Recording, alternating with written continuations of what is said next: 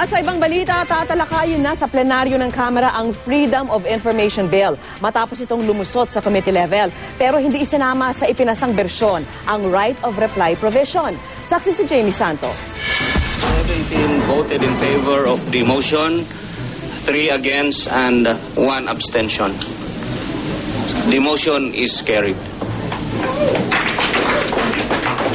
2 taon matapos ihain, lumusot na rin sa House Committee level ang Freedom of Information Bill. Layo nitong bigyan ng publiko ng akses sa impormasyon at mga dokumento ng gobyerno. 17 mambabatas ng komite ang pumabor sa consolidated version ng panukala. 3 naman ang kumontra, habang 1 ang nag-abstain. Pinagtalunan pero hindi na isinama sa ipinasang bersyon ng right of reply provision na nagtatakdang kunan ng katapat na sagot ang mga alegasyong mauulat batay sa mga nakuhang dokumento sa gobyerno.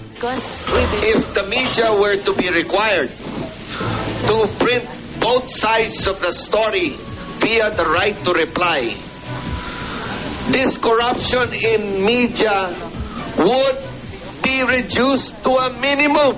Matapos pumasa sa committee level, tatalakayin na ang FOI bill sa plenaryo kung saan pagbobotohan ito sa ikalawa at ikatlong pagbasa.